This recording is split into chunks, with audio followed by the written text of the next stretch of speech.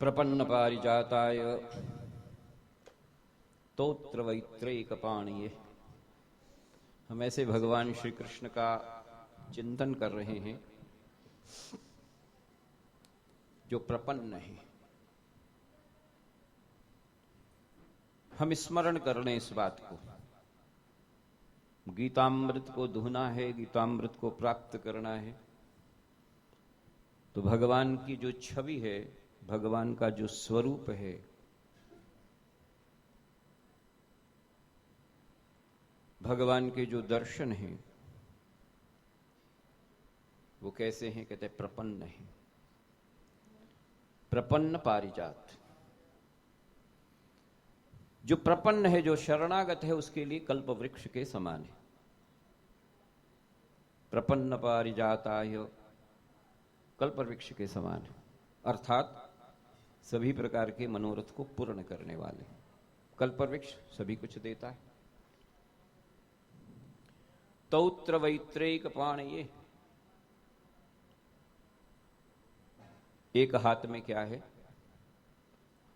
घोड़ों की लगाम है, रास है, और दूसरे हाथ में ज्ञान मुद्रा लेकर के, चाबुक लेकर के खड़े। ये भगवान का स्वरूप है। तो सुदर्शनधर चक्रधारी भगवान नहीं अपने पास। हम जिस भगवान के स्वरूप का दर्शन कर रहे हैं और जिस भगवान के स्वरूप के दर्शन के माध्यम से गीता के अमृत का पान करने की लालसा लेकर के हम सब यहाँ एकत्र हुए हैं, उस भगवान के स्वरूप का, उस भगवान के दर्शन का, उस भगवान की व्यवस्था को देखिए। कुरुक्षेत्र के मैदान में रथ के पर आरूढ़ सारथी के स्थान पर एक हाथ में लगाम, एक हाथ में चाबुक, ज्ञान की मुद्रा लेकर के जो स्वरूप बनता है, मैनिफेस्टेशन होता है, एम्बॉडीमेंट बनता है, जो चित्र सामने आता है, वो भगवान कृष्ण का है। कैसे हैं? प्रपन्न पारिजात। भगवान का स्वरूप प्रपन्न पारिजात है। क्यों हुआ, कैसे हुआ, इसके लिए हमने पिछले जब चिंतन सत्र में, चिंतन में हमने इस बात को समझा था कि ये स्थिति कब पैदा होती है, जब भगवान को अवतरित करना पड़ता है। यदा यदा हि धर्मस्य ग्लानिर्भवति भारतः अभ्युत्थानम् अधर्मस्य तदात्मानं सृजाम्यहम्। ऐसी स्थिति कब आती है? वो तब आती है जब साधन संपन्नता बढ़ती है, टेक्नोलॉजी का उच्चतम विकास हो जाता है, हम अतीव रूप से साधन को इकट्ठा करने में पूरी तरीके से संलिप्त हो जाते हैं।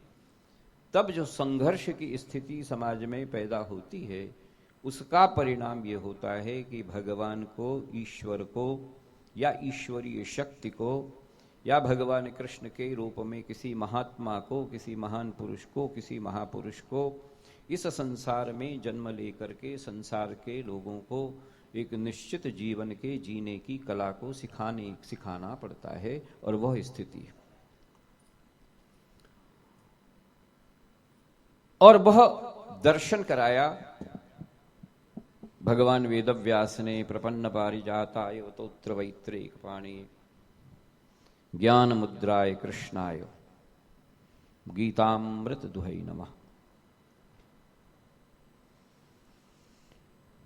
पिछले सत्र में हम सब लोगों ने कहा, हम लोगों ने चिंतन किया और वहां तक पहुंचे थे कि युद्ध के मैदान में कृष्ण ने कहा अपने सखा से, जो कि सारथी के रूप में थे, उन्होंने कहा सेनयोर्योभिमध्ये रथम स्थापय मेच्युतः। हे अच्युत, दोनों सेनाओं के बीच में मेरे रथ को स्थापित कर दो। मध्य में स्थापित करना, ताकि मैं ठीक तरीके से देख सकूं। सेनयोरु भयोर मध्ये रथः रथम स्थापय मेच्युत। हे अच्युत शब्द दिया उसको। तुम कैसे हो? अच्युत हो। मैं जानता हूं कि तुम्हारी इस रथ की लगाम तुम्हारे हाथ में हो, तुम अच्युत हो, इसलिए हे अच्युत दोनों सेनाओं के बीच में मेरे रथ को स्थापित करो, तब मैं ठीक ढंग से देख सकूंगा कि मुझे किससे लड़ना है, मुझे किसको मारना है, मुझे किसका संहार करना है और मुझे किसकी रक्षा करनी। इसलिए दोनों सेनाओं के बीच में 7 अक्षौणी सेना मेरी खड़ी है इधर, 11 अक्षौणी सेना खड़ी है उधर, और इन दोनों के बीच में मुझे हे गोविंद हे अच्युत इस प्रकार से स्थापित करो ताकि मैं सही प्रकार से सभी लोगों को देख सकूं कि मुझे किन किन से लड़ना है। यावद्देतान् निरीक्षेऽहं योद्धुकामान्वस्थितान् कैर्मया स योद्धव्यमस्मिन् रणसमुद्यमे। मैं ठीक ढंग से देख सकूं, भली प्रकार से देख सकूं कि इस युद्ध में मुझे किन किन से लड़ना है, कौन ऐसे वीर पुरुष हैं जिनके साथ मुझे युद्ध करना है। हे अच्युत तुम मुझे मेरे इस रथ को दोनों सेनाओं के बीच में स्थापित करो। महापुरुषों ने कहा कि दोनों सेनाओं के मध्य में स्थापित करने का उद्देश्य यह है कि हम भी जब जीवन के संघर्ष के अंतर्गत अपने आप को जब पाते हैं तो हमारा ये पूरा का पूरा जीवन भी कुरुक्षेत्र है। ये कुरुक्षेत्र माने शरीर, कर्म करने वाला जो स्थिति है वो सारी की सारी संघर्ष की स्थिति है। और इसलिए भगवान से हमेशा प्रार्थना करें कि हमारे मन रूपी रथ को हमेशा कहां रखो, बीच में रखो। किसके बीच में? जीवन के संघर्ष के बीच में। क्या अच्छा है और क्या बुरा है उसके बीच में स्थापित करो। भगवान से प्रार्थना करें, तब हम सही प्रकार से देख सकेंगे, निर्णय ले सकेंगे कि हमें किससे लड़ना है और किससे नहीं लड़ना है। इसलिए भगवान अर्जुन ने पहले कहा कि हमारे इस रथ को बीच में स्थापित करो ताकि मैं किससे लड़ना है या किससे नहीं लड़ना ये स्थापित करो। भगवान की जो स्थिति है वो कैसी है? प्रपन्न पारिजात है, कल्पतरु है। और भगवान चूंकि कल्पतरु हैं इसलिए वो हमें प्रेरणा देते हैं, वो हमारा निर्वाह भी करते हैं और हमें उसका फल भी प्रदान करते हैं। 3 प्रकार की स्थितियां हमारी, और ये 3 प्रकार की स्थितियां हमें हमेशा बताई जाती हैं। सत्य चित्त आनंद की जो स्थिति है वो ये 3 प्रकार की स्थिति है। जो सत्य है वो हमें प्रेरणा देता है, सत्य हमेशा हमें प्रेरणा देता है। ये जो सत्य तत्व है ये हमें प्रेरणा देता है। तो भगवान का एक स्वरूप कौन सा है? प्रेरणा देने वाला, इंस्पायरिंग एलिमेंट जिसे कहा जाता है, which inspire us to do something good, that is inspiring element. ये सत्य स्थिति है। दार्शनिक स्थिति में हम जाएंगे तो सत्य की स्थिति बहुत ज्यादा डिफिनीशन हो जाती है, लेकिन सांसारिक प्रयोग, सांसारिक स्थिति में जब हम अपने आप को पाते हैं तो whosoever is inspiring, जो भी हमें प्रेरणा देता है वो सत्य है, जिससे भी हम प्रेरित हो जाते हैं वह कैसी स्थिति है? वह सत्य की स्थिति है। लेकिन बहुत सारी चीजें जो है वो आतंकवादी अगर प्रेरित होता है तो वो तो इंस्पायर्ड है, तो वो कैसी स्थिति बनती है? कहता नहीं, जिससे सभी का भला होता हो उस प्रकार के कार्य की प्रेरणा देने वाला कौन है? वो सत्य है। जिससे किसी का नुकसान होता हो उस प्रकार की प्रेरणा देने वाला क्या है? असत्य। तो ये ध्यान में रखनी चाहिए। भगवान कैसा स्वरूप है? भगवान सत्य है, वो प्रेरणा देता है। किस बात की प्रेरणा देता है? सत्य की प्रतिष्ठा की प्रेरणा देता है। और सत्य की प्रतिष्ठा की प्रेरणा देता है तो महापुरुषों ने कहा कि जिससे दूसरे और लोगों की स्थिति में परिवर्तन होता हो, उनको आनंद मिलता हो, उनको संतोष मिलता हो, उनमें किसी भी प्रकार की अनन्य प्रकार की स्थिति में विभ्रम पैदा न होता हो, जो सुख और संतोष देने वाला हो, इस प्रकार की प्रेरणा देने वाला जो तत्व है वह कौन है? वह सत्य है।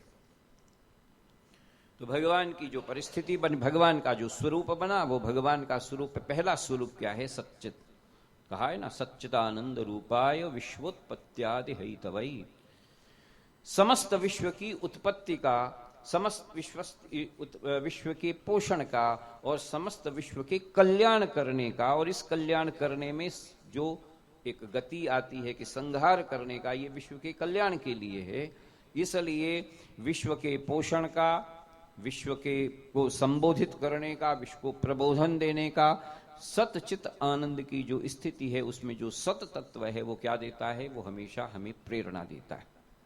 हम भगवान के पास रोज प्रातः काल अगर भगवान की पूजा करते हैं, सायंकाल अगर शयन के समय भगवान का चिंतन करते हैं, तो भगवान के चिंतन के पीछे और प्रातः काल भगवान के पूजन के पीछे जो उसके पीछे हेतु होता है वो क्या है? वो सत तत्व है। हमेशा हमें इंस्पायर करे, प्रेरणा दे कि हम अच्छा काम करें। चित्त क्या है? वो निर्वाह करता है। हमारा चित्त हमारा निर्वाह करता है। हमारा चित्त हमारा निर्वाह करने का जो मूल तत्व है, जो अंतर्निहित तत्व है, वो हमारा चित्त है जो हमारा निर्वाह करता है। इस चित्त के कारण ही हम निर्वहन करते हैं। किसके माध्यम से? अगर चित्त में दुख है तो हमारे शरीर में भी उसी प्रकार के फल देने वाली स्थितियां पैदा हो जाती हैं, और चित्त में सुख है तो हम इसी प्रकार से उत्साह से संचरित हो जाते हैं। आगे देखेंगे क्या होता है। और फिर आनंद की सृष्टि है, वो फल है। आनंद कब मिलेगा? जब हमें उसका फल मिलेगा। ये जो सच्चिदानंद की स्थिति है, ये भगवान का स्वरूप है। सत हमेशा प्रेरणा देता है, चित्त हमेशा हमारा निर्वाह करता है, आनंद हमें उस प्रेरणा से प्राप्त कर्म के द्वारा जो फल मिलता है वो हमें आनंद प्रदान करता है। ये तीन प्रकार की स्थितियां भगवान के स्वरूप का दर्शन कराती हैं। कहते यही भगवान का स्वरूप है। सच्चिदानंद रूपाय विश्वोत्पत्त्यादि हेतवै। इन और उसके बाद अगर इससे विपरीत होता है कोई तापत्रय, अगर इसका कोई विपरीत है तो उसको जो शमन करता है, ऐसे भगवान का हम सब क्या करते हैं? प्रणाम करते हैं। तो ये अनुभव जो है सच्चिदानंद का, यह अनुभव गम्य, ये आनंद प्राप्त करने के लिए जो हमारा काम चलता है, आनंद की सृष्टि को प्राप्त करने के लिए जो व्यवस्था बनती है, उसके अंदर कहा गया कि भाई चलो ये बताओ कि ये जो ज्ञान प्राप्त होता है, इस ज्ञान के माध्यम से कि सत हमें प्रेरणा दे, चित्त हमारा निर्वाह करे और आनंद की प्राप्ति का हम अनुभव कर सकें, यह ज्ञान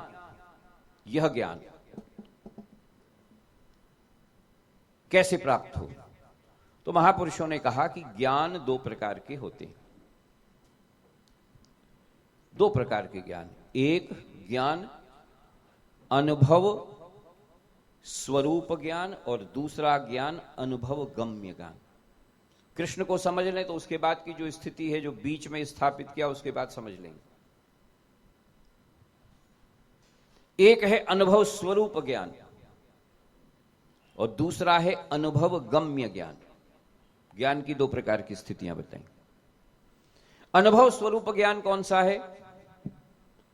कहता है अनुभव स्वरूप ज्ञान वह है जो जिसमें केवल और केवल स्वरूप का दर्शन किया गया हो। इसको भगवान ने भी नहीं बनाया। ये किसने बनाया ये हमें भी नहीं मालूम। ये अपौरुषीय, इसीलिए वेद को, शास्त्र को, उपनिषद को कहा गया है क्या? अपौरुषीय। किसने बनाया ये स्वयं प्रतिभासित नहीं। कहता नहीं, ज्ञान जो है वो भगवान ने बनाया। तो भगवान ने अगर ज्ञान बनाया तो भगवान ज्ञानी था। भगवान ने अगर ज्ञान बनाया है तो क्या होगा? भगवान ज्ञानी कहलाएगा। तो अगर वो ज्ञानी है तो इसका मतलब यह है कि भगवान से भी पहले ज्ञान था, तभी तो ज्ञानी हुआ, नहीं तो होता ही नहीं। भगवान ज्ञानी था इसलिए उसने ज्ञान बनाया, और ज्ञान चूंकि भगवान ने बनाया इसलिए वो ज्ञानी था। इसका मतलब, इसका अर्थ यह है कि भगवान से पहले भी ज्ञान था। तो हम कह नहीं, भगवान से पहले ज्ञान नहीं था, तो जब ज्ञान नहीं था तो भगवान ने ज्ञान बनाया कैसे? इसका मतलब भगवान ज्ञानहीन था या अज्ञानी था। और अगर अज्ञानी था तो ज्ञान कैसे बनाया फिर? ये द्वैत है, ये फिलॉसफी है, ये दर्शन है। और इसमें कई प्रकार की स्थितियां हैं। भगवान अगर ज्ञानी था तो इसका मतलब भगवान ज्ञानी था, इसका मतलब ज्ञान भगवान से पहले था। और चूंकि भगवान से ज्ञान पहले था इसलिए भगवान के द्वारा ज्ञान बनाया, ये स्थिति, ये बात समझ में आती नहीं है। क्योंकि भगवान ज्ञानी था, भगवान के ज्ञानी होने के कारण ज्ञान उससे पहले विद्यमान था। चूंकि ज्ञान पहले विद्यमान था इसलिए भगवान ज्ञान बना सकता नहीं, इसलिए भगवान ने ज्ञान नहीं बनाया। यह है अनुभव स्वरूप ज्ञान। ज्ञान की स्थिति क्या है? अनुभव के स्वरूप के आधार के ऊपर। इसलिए अनुभव स्वरूप ज्ञान के जो लोग हैं, वह कौन से लोग हैं? उन्होंने कहा वह है अपौरुषेय। जितने भी हमारे वेद हैं, जितने भी हमारे शास्त्र हैं, जितने भी हमारे उपनिषद हैं, जितने भी हमारे तत्व ज्ञान को देने वाले जितनी भी हमारी सांस्कृतिक धरोहर है, जिसके बारे में पता नहीं चलता, इसको कहा गया है अनुभव स्वरूप ज्ञान। ज्ञान स्वयं स्वरूप में आके बैठा, यह अनुभव का स्वरूप है, अनुभव स्वरूप ज्ञान। और ऐसे इसको कहा जाता है कि ये अपौरुषीय हैं, इसको किसी ने बनाया नहीं है, ये स्वयं निर्मित है। और लेकिन इसके माध्यम से भगवान का अनुभव जरूर हो जाता है, इसके माध्यम से भगवान की सत्ता का अनुभव जरूर हो जाता है, इसके माध्यम से हमारी भगवान की सत्ता के स्वरूप का अनुभव जरूर हो जाता है। लेकिन ये कहना कि ज्ञान भगवान के द्वारा निर्मित है, ये ठीक नहीं। दूसरा है अनुभव गम्य ज्ञान, जिसमें अनुभव ले करके जिस ज्ञान को बनाया गया। गीता को कहा गया ये अनुभव गम्य ज्ञान है। The entire philosophy, the entire discourse, ये जितना भी बात भगवान ने कुरुक्षेत्र के मैदान में अब जो कहेंगे, भगवान रथ के स्थापित करने के बाद भगवान जो कृष्ण जो अर्जुन को कहेंगे, ये कैसा ज्ञान है? ये अनुभव स्वरूप ज्ञान नहीं है। कैसा है? अनुभव गम्य ज्ञान है। इसलिए हमें यह नहीं समझना चाहिए हम सामान्य रूप से हमारे मन में कृष्ण की जो स्वरूप और उसके छवि का जो दर्शन होता है, वो हम कैसे स्वरूप का दर्शन करते हैं कि केवल कृष्ण ने क्या किया? रास रचाया, बंसी बजाई, पेड़ के इधर उधर नाचे, गाय चराई, यही काम किया। लेकिन वास्तव में अगर कृष्ण के जीवन का अगर गम्य उसके अंदर घुसे, गम्य अगर उसके अंदर जाएं, तो देखें संघर्ष ही संघर्ष है। केवल कुरुक्षेत्र का मैदान ही संघर्ष नहीं है, संपूर्ण जीवन कृष्ण का संघर्ष में। जिसका जन्म जेल में हुआ हो, आप समझिए, उस जीवन को समझिए। जिसका जन्म जेल में हुआ, उसके जन्म से पहले उसके 6 भाई बहन मारे जा चुके हैं। जो दूसरे के यहां जाकर के पला हो, अंधेरी रात में जिसको ले जाया गया, यानी बिल्कुल उत्पन्न होने से पहले, जन्म होने के साथ साथ कैसी स्थितियां हैं, किस प्रकार की स्थिति बन रही है। जेल में जन्म हुआ, भगा करके लिए गए, अपनी माता होते हुए भी वह दूसरे के यहां जाकर के पलते हैं। 6 भाई उसके पहले मारे जा चुके हैं। इतना संपन्न होने के बावजूद भी वो गाय चराता है, वन वन भटकता है। प्रारंभ से ही 6 दिन का 7 दिन का होता है तो पूतना जैसी राक्षसी का वध करना पड़ता है। अकासुर, बकासुर, अघासुर, कितने भी असुरों को बिल्कुल अपने जीवन में प्रारंभ के दिनों में उसको मारना पड़ता है, उसके साथ लड़ना पड़ता है। और तो और मथुरा में 7 वर्ष की अवस्था में, 9 वर्ष की अवस्था में जाकर के किसको, कंस को मारना पड़ता है, अपने मामा को ही मारना पड़ता है। निरंतर संघर्ष की जो स्थिति है वो कृष्ण का जीवन है। इसलिए उसके द्वारा कही गई जो गीता है वह केवल ऐसे ही नहीं कही गई, अनुभव गम्य है, एक्सपीरियंस है। It is the experience of life.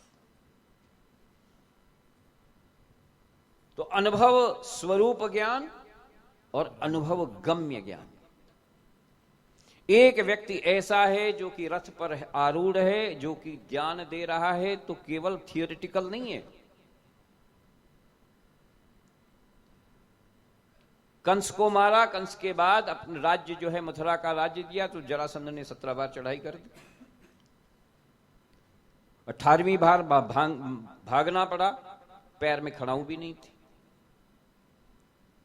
भाग करके विभिन्न प्रकार के आश्रमों में भिक्षा मांग करके अपना जीवन यापन थोड़ी दिन करना पड़ा। एक पहाड़ के पर जाकर शरण ली तो वहां पर आग लगा दी गई।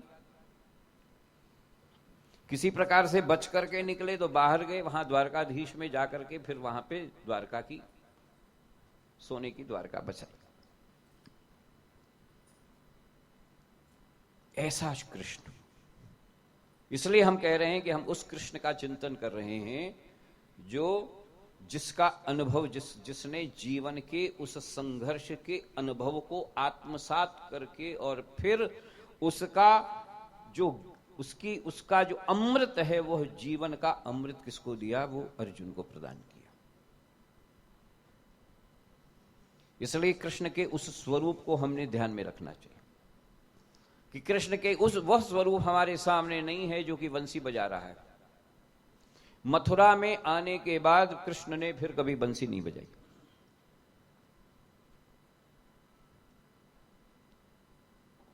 अनुभव का गम्य ज्ञान है। इस अनुभव के आधार के ऊपर उसने कृष्ण ने अर्जुन को कुरुक्षेत्र के मैदान में गीता का ज्ञान दिया। ऐसा कृष्ण है। तो ज्ञान की जो स्थिति है वो समझ में आनी चाहिए। अनुभव स्वरूप ज्ञान वो थियोरी है, वो हम जानते हैं। एक अनुभव गम्य ज्ञान जो कि कृष्ण का अपना शुद्ध चरित्र है, और उस चरित्र के आधार पर, उस अनुभव के आधार पर, उस एक्सपीरियंस के आधार के ऊपर उसने अपना ज्ञान किसको दिया, अर्जुन को दिया। तब दिया जबकि अर्जुन ने अपने सामने की सेना को देख करके उससे जो उसको अनुभव हुआ, उस अनुभव से जो त्रस्त हुआ या पस्त हुआ, उसके कारण उत्पन्न विभ्रम की, संशय की स्थिति का निराकरण करने के लिए कृष्ण ने अर्जुन को यह ज्ञान दिया। ये बात ध्यान में आई कि हमें अर्जुन के किस स्वरूप को अपने अंतर में, जब हम गीता के ज्ञान के बारे में चिंतन करें, गीता को समझने का प्रयास करें, गीता को जानने का प्रयास करें, तो उस प्रयास के पीछे उसके पीछे जो हमारी भूमि, भाव भूमि होनी चाहिए, उस भाव भूमि के अंतर्गत वंशीधर कृष्ण नहीं बल्कि तौत्र वैत्रेयिक पाणिये, जिसके हाथ में लगाम है, एक हाथ में लगाम है और दूसरे हाथ में चाबुक है, ऐसे कृष्ण को अपने अंतर में रख करके गीता के ज्ञान को समझने का प्रयास करना चाहिए। समझ में तो फिर भी नहीं आएगा, समझ में फिर भी आने की संभावना कम है, लेकिन फिर भी प्रयास करने में कोई मुश्किल नहीं है, प्रयास करना चाहिए। तौत्र वैत्रेयिक पाणि। तो सेनयोर्भयोर मध्ये एवं स्थापयमेच्युतः। हे अच्युत, तुम मेरे इस रथ को दोनों सेनाओं के मध्य में स्थापित करो ताकि मैं देख सकूं कि मुझे किस किस से लड़ना है। संजय बोलते हैं, संजय को छोड़ दीजिए, एव मुक्तो ऋषिकेशो गुडाकेशेन भारत सेनयोर्भयोर मध्ये स्थापित्वा रथोत्तम भगवान ने जाकर के, कृष्ण ने जाकर के दोनों सेनाओं के बीच में वहां पर अपने रथ को स्थापित कर दिया। अर्जुन ने दृष्टि घुमा करके पूरी सेना को देखा। भीष्म द्रोण प्रमुखतः सर्वेषां च महीक्षिताम उवाच पार्थ पश्येतान संवेतान कुरुनीति। सामने देखा कि दादाजी खड़े हैं, उसके बाजू में देखा तो कहा गुरु द्रोणाचार्य खड़े हैं, उसके बाजू में देखा गुरु कृपाचार्य खड़े हैं, उसके बाजू में देखा कि अनेक जितने भी उसके जितने सगे संबंधी हैं वे सभी के सभी लाइन लगा करके उससे युद्ध करने के लिए खड़े हुए। ये सारी बातें उन्होंने बहुत सारे श्लोकों में बाद में बताई। निमित्तानि न च पश्यामि विपरीतानि केशवः न च श्रेयो न पश्यामि हत्वा सजन माहवे। अब जब देखा उसने तो उसने देखा कि ये तो मेरे ही सभी सगे संबंधी हैं, ये सभी वो लोग हैं जिनके साथ मैंने बाल्यकाल में खेला, खाया, पला, बढ़ा। ये वो लोग हैं जिनकी गोदी में मैं खेला, ये वो लोग हैं जिनसे मैंने शस्त्र विद्या ग्रहण की, ये वे लोग हैं जिनसे मैंने शास्त्र विद्या ग्रहण की। और यह ध्यान में आते ही उसके पूरे के पूरे तन और मन दोनों ही स्थितियों में शिथिलता पैदा होने लगी। उन्होंने कहा मुझे इससे लड़ना है, इनके साथ मैं लड़ाई लड़ूं, और लड़ाई लड़ करके क्या करूं, इनको मारूं, और मार करके क्या करूं, राज्य प्राप्त करूं। ये कैसा न्याय है? पिछले दिनों चंद्रशेखर जी मुझे कह रहे थे बात तो ठीक थी, अर्जुन ने क्या गड़बड़ कही थी बताइए। गड़बड़ कहां है? ये ठीक बात है क्या कि हम अपने किसी परिवार के सदस्य को मार करके और उसकी जायदाद ले लें? बात तो बिल्कुल सही है। Apparently it looks like, सामान्य तौर के ऊपर यह दिखता है कि यह बात बिल्कुल ठीक है। सामान्य तौर पर यह समझ में आती कि यस, ये बिल्कुल सही बात है कि अपने ही लोगों को जिनके साथ मैंने पढ़ाई की, जिनके साथ मैं पला बढ़ा, जिनके साथ हम खेले, लेकिन उन्हीं के साथ फिर हम झगड़ा करें, उन्हीं को मार दें, और मारने के बाद फिर उनके साथ और हम राज्य करें। ये नहीं हो सकता। क्यों कहा कृष्ण ने, ये हम बाद में देखेंगे। और ये प्रश्न जो है बिल्कुल समीचीन है, एप्रोप्रिएट क्वेश्चन। क्वेश्चन में किसी भी प्रकार का कोई फॉल्ट नहीं दिखता। अपेरेंटली सम्यक तौर के ऊपर यह दिखता है कि ये प्रश्न जो मन में पैदा हुआ, किसके? अर्जुन के। यार ये मेरे ही रिश्तेदार, मेरे ही नातेदार, मेरे ही सगे संबंधी, और इनको मैं मारूं। इसलिए मारूं क्योंकि इन्होंने मुझे 5 राज्य नहीं दिए। ये तो ठीक बात नहीं। तो प्रारंभ में तो बिल्कुल ऐसा लगता है कि ये बिल्कुल सही कहा, और सही कहा तो वास्तव में फिर कृष्ण ने उसका प्रतिवाद क्यों किया? कृष्ण ने उसका परिमार्जन क्यों किया? कृष्ण ने ऐसा क्या बता दिया जिसके कारण वो फिर से युद्ध में उद्यत हो गया, फिर से युद्ध में प्रवृत्त हुआ? ये सारी गीता है। अपेरेंटली जो लिखता है कि ये बिल्कुल ठीक है, बिल्कुल सही है, हमें अपने लोगों के साथ, हमें तो ये बताया जाता है हमें अपने लोगों के साथ प्रेम करना चाहिए, हमें अपने लोगों के साथ स्नेह करना चाहिए। लेकिन फिर कृष्ण ने ऐसा क्यों कहा कि नहीं, तुम्हें युद्ध करना ही है क्योंकि ये तुम्हारा धर्म है? ऐसा बताया, कर्तव्य है, ये तुम्हारा धर्म है। न कांक्षे विजये कृष्णम न च राज्यम सुखानि च। कृष्ण ने, अर्जुन ने अंत में आकर के कहा न कांक्षे विजयम कृष्ण, मुझे विजय की आवश्यकता नहीं, मैं नहीं चाहता विजय। न कांक्षे विजयम कृष्ण न च राज्यम सुखानि, मैं राज्य का सुख भी नहीं चाहता। अब यहां गड़बड़ है।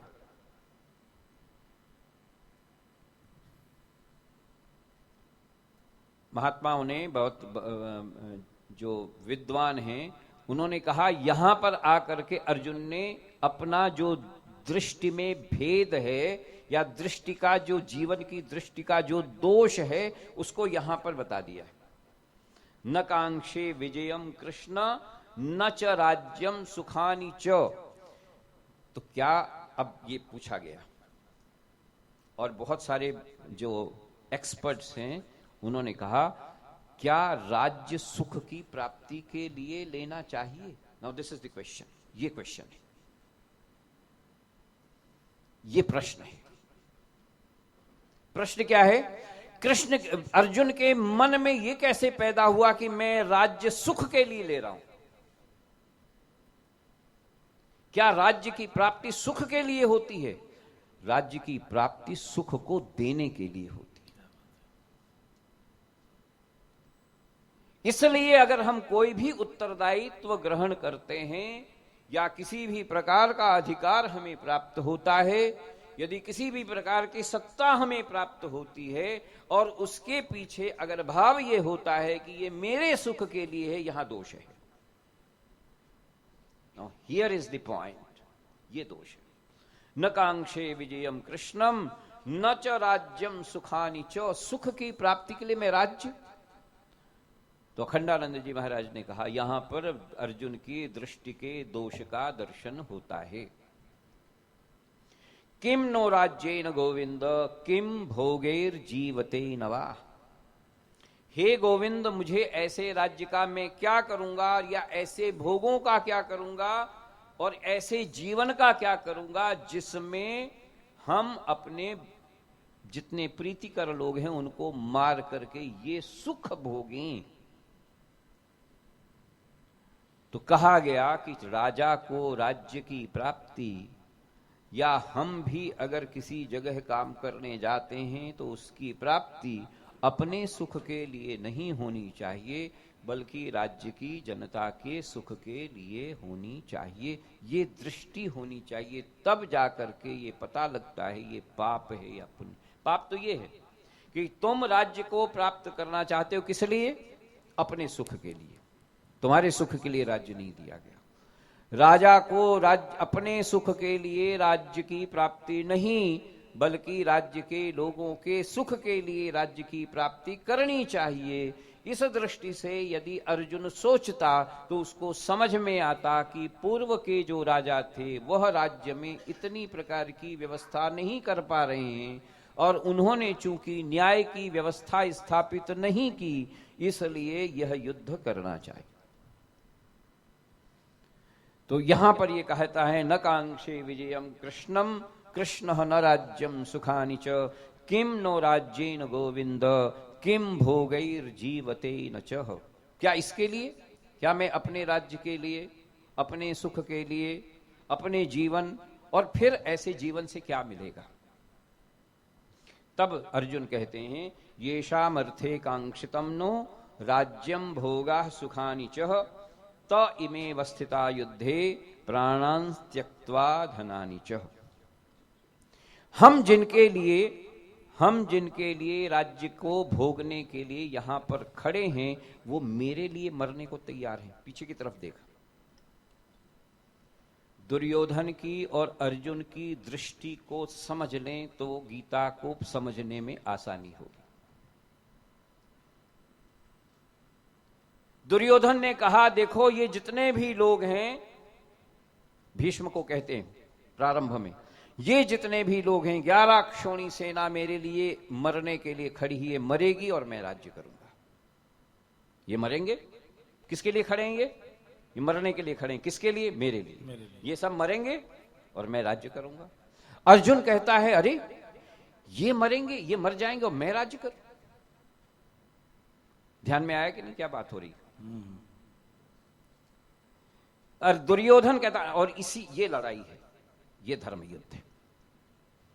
दुर्योधन कहता है कि ये देखो ये 11 अक्षोणी सेना मेरे लिए आई हुई, मेरे लिए युद्ध करेंगे, मेरे लिए मरेंगे, और मैं जीतूंगा तो क्या करूंगा? मैं राज्य का सुख भोग करूंगा। अर्जुन कहता है कृष्ण से अरे ये मर जाएंगे तो मैं किस पर राज्य करूंगा? जिसके लिए ये आए हैं वही अगर मर जाएंगे तो मैं किस पर राज्य करूंगा? ये दो दृष्टि है जीवन की, युद्ध नहीं है, जीवन की ये दृष्टि है जिसमें हम हमेशा संघर्षरत होते हैं। और जब हम संघर्षरत होते हैं तो महापुरुष कहते हैं ये जीवन की दो प्रकार की दृष्टियों में जब दो भेद पैदा हो जाते हैं तब हमें समझना चाहिए कि हम किस रास्ते पर हमें चलना चाहिए। दुर्योधन ने कहा ये सब मरेंगे और जब ये मर जाएंगे, मेरे लिए मर जाएंगे, तो मैं राज्य करूंगा, बड़ा मजा आएगा, राज्य का सुख भोगूंगा। अर्जुन कहता है नहीं, ये मर जाएंगे, और अगर ये ही मर जाएंगे तो मैं किस पर राज्य करूंगा। तो न कांक्षे विजयम कृष्ण न राज्यम सुखानि, जब मुझे ऐसे राज्य का सुख नहीं चाहिए, कोई मेरे लिए मरे और मैं फिर उसका मजा लूं, ये मुझे नहीं चाहिए। इसलिए हे कृष्ण, ये तो गड़बड़ हो गई, हम क्यों युद्ध कर रहे हैं, चलो मुझसे युद्ध नहीं होगा। आचार्य पितरः, ये आचार्य, ये पितरः, पुत्रास्थैव च पितामहा, एस पितामह, जिसने मुझे पुत्र के रूप में अपनी गोदी में पाला। मातुला श्वशुरा पौत्रा श्याला संबंधिनस्तथा, कोई मेरा ससुर है, कोई माँ के समान है, ससुर है, पौत्र है, पुत्र है, ये सभी मेरे सामने लड़ने के लिए खड़े हैं। बहुत लंबा चौड़ा उन्होंने अपना भाषण दिया। अंत में कहते हैं कुलक्षये प्रणश्यन्ति कुल धर्मा सनातनाः, धर्मे नष्टे कुलम कृत्स्नम धर्मो भी भव व्यक्ततः। कुल के नाश से, संतान कुल के नाश से ये सब कुछ नाश हो जाएगा, महिलाएं विधवाएं हो जाएंगी, वर्ण संकर जाति पैदा होगी, संपूर्ण कुल की नष्ट, और फिर उससे पाप की उत्पत्ति होगी। बहुत लंबा चौड़ा भाषण, ज्ञान जो है वो कृष्ण को अर्जुन ने विषाद योग में दिया है। इट्स ए लॉन्ग स्पीच, एक लंबी बात कही है।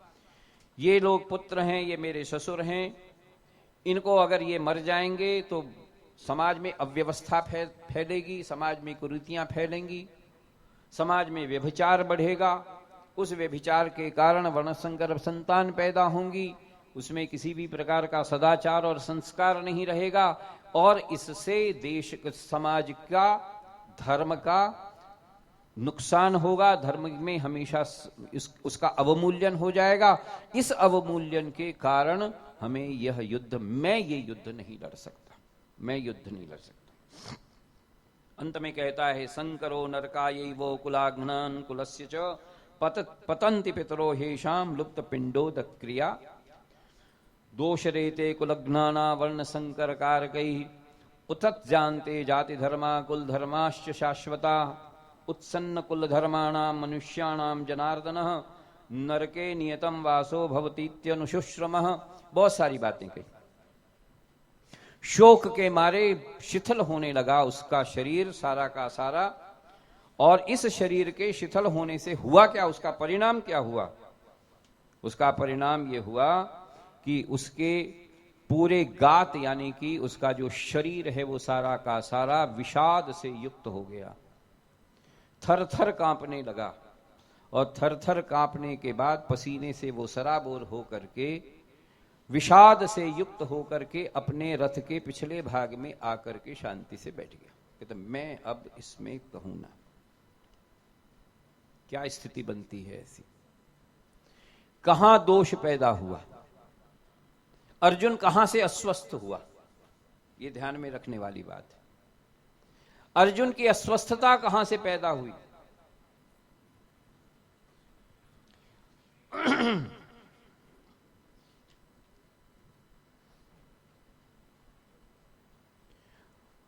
अर्जुन की अस्वस्थता पैदा हुई उसके मन से। शरीर से स्वस्थ थे, जब तक रथ को दोनों सेनाओं के बीच में स्थापित नहीं किया गया तब तक वो स्वस्थ थे,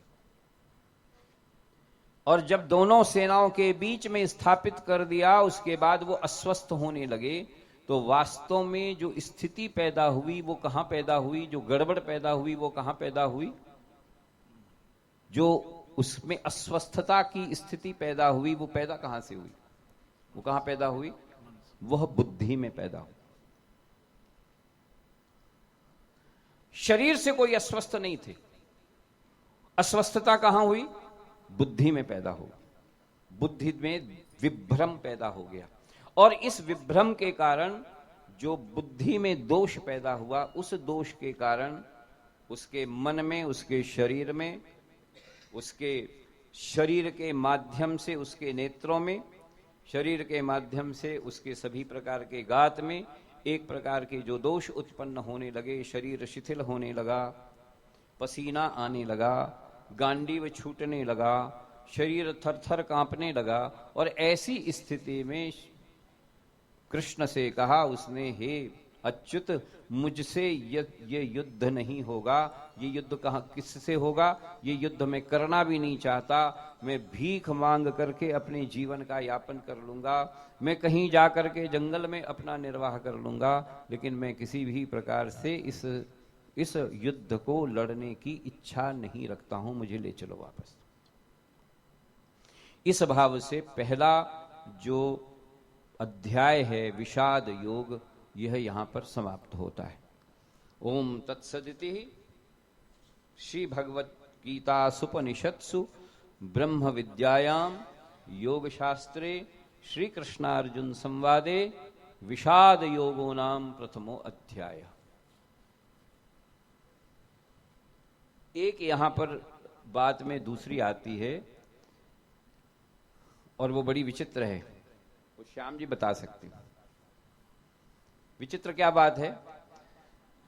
विचित्र बात यह है कि देखिए, जितनी भी ब्रह्म विद्या है, ये ब्रह्म विद्या की उत्पत्ति या उसका जो उद्गम है, उद्गम माने कहां से प्रारंभ होता है? हमारे यहां ब्रह्म विद्या का उद्गम अरण्य माना गया है। ओम तत्सदिति श्री भगवत गीता सुपनिषत्सु ब्रह्म विद्यायाम, क्या कहा गया है? ये ब्रह्म विद्या है। इसकी कोशिका में, पुष्पिका में ये कहा गया। तो एक संदेह पैदा होता है, कोई इसके ऊपर अगर वो डाल सकते हैं, प्रकाश डाल सकते हैं तो बताएं। और इसको इंटरैक्ट के रूप में इसको समझा जा सकता है। If somebody can put some focus on it, अगर कोई बता सकते हैं। मेरे ध्यान में जो बात आई कि भाई जितनी भी ब्रह्म विद्याएं हैं, जितने भी उपनिषद हैं, वेद हैं, शास्त्र हैं, पुराण हैं, अनान्य प्रकार की जो जितने भी ग्रंथ हैं हमारे, जो कि अपौरुषीय माने जाते हैं, जो अनुभव स्वरूप माने जाते हैं, उन सभी की उत्पत्ति और उद्गम का स्रोत वो कहां पैदा हुआ है? वो कहां हुआ है? वह अरण्य में हुआ है, वनों में हुआ है। वनों में लोगों ने चिंतन किया, मनन किया, निधिध्यासन किया। वहां पर बैठ करके उन्होंने उसके ऊपर चिंतन किया और चिंतन करने के बाद जो निकला वह ब्रह्म विद्या के रूप में प्रकट हुआ। अब ये गीता कहां प्रकट हुई? तो ब्रह्म विद्या युद्ध में। अरण्य तो नहीं था, ऐसी कोई जगह थी, प्रकृति पे नहीं थी, लेकिन फिर भी ये कहा गया कि ओम, ये जो श्रीमद् भगवद गीता सुपनिषत्सु ब्रह्म विद्या, ये ब्रह्म की विद्या है। लेकिन ये ब्रह्म की विद्या कहां पैदा हो रही है? कहां पे उसका उद्गम हो रहा है? ये ब्रह्म विद्यायाम योग शास्त्रे श्री कृष्णार्जुन संवादे कहां हुआ है? ये युद्ध के मैदान में हुआ है, जहां लोग एक दूसरे का प्राण लेने के लिए एक दूसरे के सामने खड़े हुए, वहां पर ब्रह्म की विद्या का प्रागट्य हो रहा है। कैसे हो रहा है? ये समझने की चीज है।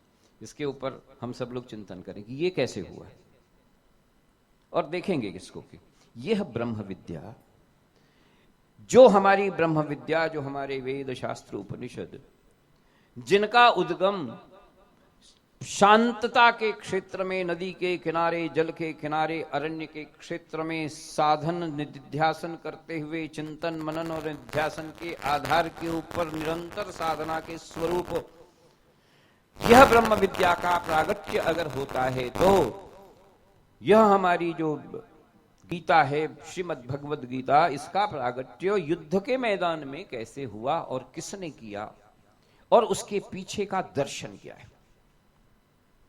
ब्रह्म विद्यायाम योग शास्त्री श्री कृष्णार्जुन संवादे विषाद योगो नाम प्रथमो अध्याय, पहला अध्याय समाप्त होता है।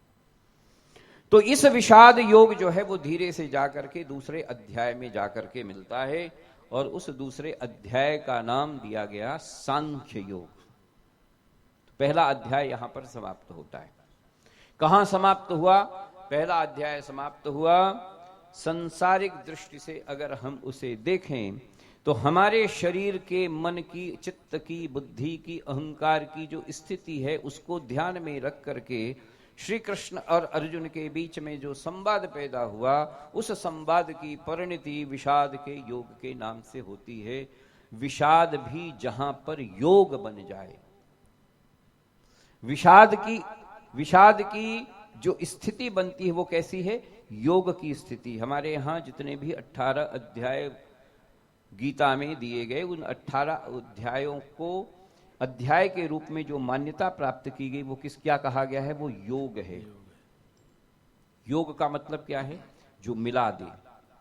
हमारे यहां प्रत्येक योग जो है वो ईश्वर से, ईश्वर तत्व से मिलाने वाला बनता है। ऐसा कहा जाता है अगर विषाद भी सच्चा कर लिया जाए, अगर विषाद भी उस पवित्र हो, अगर प्रपन्नता हमारी पवित्रता की श्रेणी में आ जाए, तो यह हमारा विषाद, ये हमारा शोक, ये हमारा संताप क्या बन सकता है? योग बन सकता है और भगवान से हमें वह मिला सकता है। तो इसलिए गीता के जितने भी अध्याय हैं, उन अध्यायों की जो फलश्रुति कही गई, वह फलश्रुति के रूप में कहा गया वो कैसा है? वह विषाद भी कैसा है? वह योग बन जाता है, यदि उसमें प्रपन्नता का शुद्ध भाव हो तो। इस प्रपन्नता के शुद्ध भाव को लेकर के भगवान श्री कृष्ण के सामने अर्जुन ने अपनी सारी की सारी चीजें सामने रखी। सांख्य योग हमारे यहां सबसे बड़ा दर्शन माना जाता है। अभी हमारे श्याम जी की कथा हुई और उस श्याम जी की कथा में कपिलोख्यान आख्यान जो है वो कहा जाता है। महर्षि कपिल उस सांख्य दर्शन के प्रणेता कहे जाते हैं। सांख्य का मतलब होता है संख्या से। इस संपूर्ण सृष्टि में संख्या के आधार के ऊपर जिस दर्शन की प्रवृत्ति हुई है वह सांख्य दर्शन माना जाता है। दो प्रकार की परिस्थितियां, थोड़ा दर्शन, थोड़ी फिलॉसफी। एक द्वैत है और एक अद्वैत है। कपिल का दर्शन द्वैत दर्शन है। उसमें उसने कहा कि प्रकृति और पुरुष, इन दो के माध्यम से सृष्टि के क्रम का विकास होता है। लेकिन गीता में जिस सांख्य दर्शन का यहां पर बात कही गई है वो सांख्य दर्शन कपिल के दर्शन की नहीं है, वो कृष्ण के दर्शन की है। और वो कहता है प्रकृति और पुरुष तो हैं ही, लेकिन उसके ऊपर भी एक पुरुषोत्तम है और उस पुरुषोत्तम से ही सारी की सारी सृष्टि का निर्वाह, सारी की सारी सृष्टि का उद्गम, सारी की सारी सृष्टि का प्रवाह होता है। प्रकृति और पुरुष के अंतर्गत पुरुष अव्यय है, अव्यक्त है, अनक्षर है। जो प्रकृति है उसके अंतर्गत जो व्यवस्थाएं हैं वो सारी की सारी व्यवस्थाएं जो हैं वह सारी की सारी प्रकृति को निरंतर प्रवहमान, निरंतर उद्गम, निरंतर आगे बढ़ाती रहती। और इसलिए उन्होंने 25 तत्वों की व्यवस्था को बताया है और वो 25 के तत्व जो हैं वो कपिल दर्शन के तत्व माने जाते हैं। इसके बारे में हम बाद में चिंतन करेंगे, लेकिन पहले हम ये चिंतन कर लें हुआ क्या। संजय ने कहा तम तथा कृपयाविष्टम अश्रुपूर्णा कुलेक्षणम विषीदंतमिदं वाक्यो मुवाच मधुसूदनः। संजय ने कहा कि करुणा से व्याप्त होकर के अर्जुन अश्रुपूरित नेत्रों से अपने रथ के पिछले भाग में जाकर के बैठे। तब कृष्ण ने कहा रे ये क्या हो गया इसको। कृष्ण ने देखा थर थर कांपता हुआ, गांडीव को छोड़ता हुआ अर्जुन अपने रथ के पिछले भाग में जाकर के विषाद युक्त होकर के बैठता है। तब भगवान आगे बढ़ते हैं और कहते हैं कुतस्त्वा कश्मलमिदं विषमे समुपस्थितम अनार्यजुष्टम सर्ग मकीर्तिकर अर्जुन। हे अर्जुन, तुम इस असमय मतलब युद्ध के क्षेत्र में खड़े हुए हो और इस समय ऐसी स्थिति पैदा कर रहे हो कि तुम आकर के पीछे भाग में बैठ गए, जबकि तुम्हारे ऊपर पूरे के पूरे युद्ध का आधार बना हुआ है। ये स्थिति कैसे पैदा हो गई? कुतस्त्वा कश्मल विदम, ये कश्मल, ये कपट, ये कमजोरी हमारे अंतर भी कभी कभी ये कमजोरी जीवन को जीते हुए कभी कभी ये कमजोरियां भी आ जाती हैं। कुतस्त्वा कश्मल मिदम, ये कैसे पैदा हो गया भाई? कुतस्त्वा कश्मल मिदम विषमे समुपस्थितम अनार्य जुष्टम स्वर्गमय कीर्तिकर अर्जुन। हे अर्जुन, तुम्हें इस असमय अवस्था में तुम्हारी ये स्थिति कैसे पैदा होगी? हाउ यू आर हियर, ये क्या कर रहे हो तुम यहां पर युद्ध को लड़ने के लिए आए हो, लेकिन तुम गांडीव छोड़ करके जा रहे हो, तो दूसरे और लोग जो इस समय देख रहे हैं वो क्या सोचेंगे और उनकी स्थिति क्या पैदा होगी? ये दृष्टि में विभ्रम कैसे पैदा हो गया? ये दृष्टि में दोष कैसे पैदा हो गया? तो फिर दूसरी बात जो कहते हैं वो एक प्रकार की गाली है।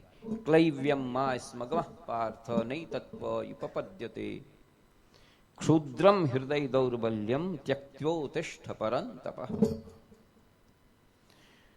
हे अर्जुन, तुम क्लीवता को छोड़ करके, क्लीवता माने ये कमजोरी को छोड़ करके, इस क्लीवता को, ये डर को छोड़ करके, क्लैव्यम मा स्मगमः पार्थ नैतत्व युपपद्यते, ये तुम्हें शोभा नहीं देता, तुम्हें ये क्लीवता शोभा नहीं देती, किसी भी प्रकार से तुम्हारे लिए श्रेयस्कर नहीं है, तुम्हारे लिए धर्म के आधार के ऊपर नहीं है, तुम्हारे कर्तव्य को बताने वाला नहीं है। न क्लैव्यम स्मगमः पार्थ नैतत्वयुपपद्यते क्षुद्रम हृदय दौर्बल्यम, अपनी हृदय की दुर्बलता को, उसकी क्षुद्रता को समाप्त करो। त्यक्त्वोत्तिष्ठ परन्तप, और उठो और अपने कर्तव्य का पालन करो। त्यक्त्वोत्तिष्ठ परन्तप, दूसरों के तप ताप को हरने वाले, इसलिए शब्द दिया कृष्ण ने परन्तप। कौन सा? जो दूसरे के ताप को हर लेने वाला व्यक्ति है, जिसने अभी तक अपने 12 वर्ष के काल में, 13 वर्ष के अज्ञातवास में अपने शौर्य से, अपनी वीरता से, अपने कर्म से, अपने पुरुषार्थ से, अपने पराक्रम से इस पूरे के पूरे संघर्ष को का सामना किया है और पूरी सफलता के साथ सामना किया है, वह ऐसा डरपोक और ऐसी क्लीवता की बात कर रहा है। न क्लैव्यम स्मगमः पार्थ नैतत्वयुपपद्यते क्षुद्रम हृदय दौर्बल्यम त्यक्त्वोत्तिष्ठ परन्तप। उठो, त्यक्त्वोत्तिष्ठ, उठो, उत्तिष्ठ जागृत प्राप्य वरान निबोधत, उठो, जागो और अपने लक्ष्य को प्राप्त करो, क्योंकि क्षुरस्य धारा, कठोपनिषद का मंत्र है। ये जीवन कैसा है? क्षुरस्य धारा, छुरे की धार के समान है, और छुरा भी एक तरफ धार नहीं है, दोनों तरफ धार है, दोनों तरफ धार है। इसलिए उत्तिष्ठ जागृत प्राप्य वरान निबोधत, विवेकानंद का वह उत्तिष्ठ जागृत प्राप्य वरान निबोधत एक मंत्र बन गया था। उत्तिष्ठ, उठो, जागो और अपने लक्ष्य को प्राप्त करो। न क्लैव्यम स्मगमः पार्थ नैतत्वयुपपद्यते क्षुद्रम हृदय दौर्बल्यम त्यक्त्वोत्तिष्ठ परन्तप। मुझे सुंदरकांड याद आ जाता है। सभी बंदर और भालू बैठे हैं समुद्र के किनारे, और समुद्र के किनारे सभी लोग बंदर और भालू बैठ करके अपनी अपनी बातें बता रहे हैं कि मैं इतने योजन तक दौड़ जा सकता हूं, इतने योजन तक जा करके छलांग लगा सकता हूं, इतने योजन तक जा सकता हूं। लेकिन हनुमान जी के ऊपर फिर भी किसी भी प्रकार का असर नहीं होता है। तो फिर जामवंत जी कहते हैं, का चुप साधि रहो बलवाना, कवन सुकाज कठिन जग माही, जो नहीं होत तात तुम पाही, राम काज लगी तब अवतारा, सुनते हो भयहु पर्वतकार। यहां वहां की जो स्थिति थी और यहां की जो स्थिति, उसमें परिवर्तन है। और उसमें परिवर्तन का कारण क्या है ये देखें। जैसे ही श्री हनुमान जी को ये पता लगा कि उनका जन्म केवल और केवल राम के काम के लिए हुआ है, वैसे ही तुरते हो बदन पर्वताकारा, वैसे ही वो क्या हो गए? राम काज लगी तब अवतारा, सुनते ही भय हो पर्वताकारा। जैसे ही सुना वैसे ही वो पर्वताकार हो गए। उनके मन में जागृति पैदा हो गई, उनके मन में अपने मन पे विश्वास पैदा हो गया, उनके मन में राम के कार्य के लिए जो एक ज्ञान था उस ज्ञान का प्रवाह पैदा हो गया और उस ज्ञान के कारण वह पर्वताकार हो गए। तो वो ज्ञान उनके पहले अंदर था। यहां पे अर्जुन पर्वताकार नहीं हो पाए। कहा कृष्ण ने, न क्लैव्यम स्मग्मः पार्थ नैतत्त्वयुपपद्यते क्षुद्रम हृदय दौर्बल्यम त्यक्त्वोत्तिष्ठ परंतपः। अरे उठो, तुम परंतप हो, उठ जाओ और अपने कर्तव्य, अपने निश्चित कर्तव्य को करो। क्या डिफरेंस हो सकता है? थोड़ा इंटेलेक्चुअल इसके ऊपर बात करें। What may be the difference? क्या ऐसा अंतर हो सकता है कि श्री हनुमान जी तुरंत पर्वताकार हो गए जैसे ही उनको ये पता लगा कि ये मेरा जो जन्म है ये राम कार्य के लिए हुआ है। और कैसे अर्जुन के भगवान के कहने के बावजूद भी, गुरु के कहने के बावजूद भी अर्जुन पे किसी भी प्रकार का कोई असर नहीं हुआ। कहता गाली दे रहे हो दे लो, लेकिन मुझे तो पहले ये बताओ कि मैं लड़ूं क्यों। उसके मन में ऐसा विश्वास क्यों नहीं पैदा हुआ? यह विश्वास का जो प्रागट्य श्री हनुमान जी में तुरंत हो गया, हनुमान जी जामवंत जी के कहने पर, उस विश्वास का, ऐसे विश्वास का प्रागट्य होता तो है, कब होता है? 18 अध्याय जब पढ़ लिया तब होता है।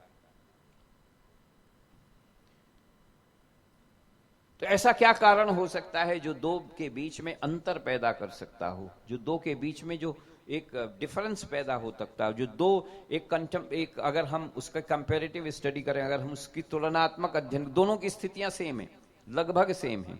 क्या कर रहे थे हनुमान जी? एक कोने में बैठ करके केवल राम नाम जप कर रहे थे, उनको किसी से कुछ लेना देना नहीं था। सभी लोग अपने अपनी शक्ति और सामर्थ्य का वर्णन कर रहे थे। मैं इतने योजन जा करके कूद सकता हूं, मैं इतनी छलांग लगा सकता हूं, मैं इस प्रकार से पार कर सकता हूं। अंगद ने कह भी दिया कि मैं जा तो सकता हूं लेकिन वापस आने में मुझे हर प्रकार से संदेह रहेगा। ये इतनी सारी बात हो गई हनुमान जी के ऊपर, फिर भी कोई उसकी प्रक्रिया नहीं हुई। जामवंत जी ने जब उनका आवाहन किया तब जाकर के उनके मन में पैदा हुआ, और जैसे ही उनको मन में यह पैदा हुआ कि राम काज लगी तब अवतारा, सुनते हूं भय हूं पर्वताकारा। तो जैसे ही उनको यह पता लगा कि राम के कार्य के लिए उनका जन्म हुआ है, वैसे ही वो पर्वताकार होकर के पूछने लगे, बताओ मुझे क्या करना है? अगर तुम कहो तो मैं पूरी लंका को उखाड़ करके, त्रिकूट को उखाड़ करके, रावण को मार करके यहां पे ले आऊं, फिर ढूंढ लेना सीता कहां है। इतनी बात कर दी। लेकिन यहां पर स्वयं भगवान जो है वो कह रहे हैं अर्जुन से कि कुतस्वा कश्मल मिदम, ये कश्मल तुम्हारे अंदर ये मल, ये कलुष, ये कपट, ये कमजोरी कहां से प्राप्त हो गई? तुम तो योद्धा थे, तुमने 12 वर्ष तक वनवास का भोग किया है, वनवास का संघर्ष किया है। 1 वर्ष तक तुमने सभी प्रकार से अज्ञातवास में रह करके उस सभी प्रकार के कष्टों से तुम गुजरे हो, लेकिन उसके बावजूद भी तुम्हारे अंदर इस प्रकार की क्लीवता के जो दर्शन हो रहे हैं वह तो आश्चर्यजनक है। कुतस्त्वा कश्मल विदम क्लैव्यम मा स्मगमः पार्थ नैतत्त्वयुपपद्यते क्षुद्रम हृदय दौर्बल्यम त्यक्त्वोत्तिष्ठ।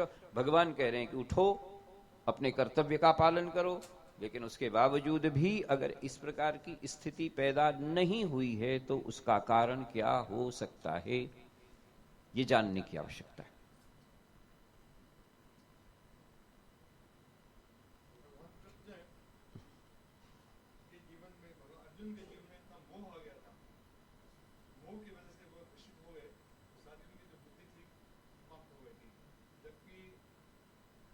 में ऐसा नहीं था, उन्होंने मौन नहीं था, उनकी शक्ति सोई हुई थी, तो जागृत किया हो गया, लेकिन एक शक्ति जागृत नहीं हुई है। अर्जुन की तो उनमें मौत से इतने खुशी हो गए थे कि वो इससे ऊपर नहीं।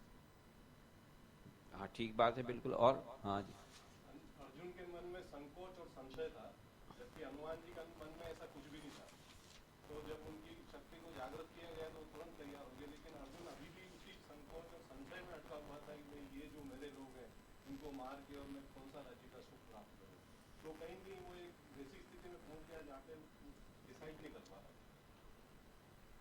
बिल्कुल ठीक है। और जिनको ऐसा लग रहा था कि जो मैं कर्म करूंगा उसका फल जो है ऐसा होगा, वो क्या होगा, उसमें हनुमान जी को इस बात की चिंता नहीं थी। और जो भगवान का काम मुझे करना है, मुझे मेरा कर्म करना है, बाकी सब अच्छा होगा। तो उन्होंने उस कर्म की चिंता की अर्जुन ने, इसलिए उनके मन में संशय। हनुमान जी भक्ति योग के ज्ञाता हैं और अर्जुन ज्ञान योग से कनेक्टेड है। बढ़िया बढ़िया चीजें निकल करके आ रही हैं। ये इंटरेक्शन का मतलब कि क्या कहते हैं, विचार और विमर्श का की परिणति है कि मंथन जब होता है, जब आप मंथन करते हैं तो बहुत सारी चीजें निकल करके आती हैं, और ये बहुत अच्छी चीजें हैं। बताइए हैं?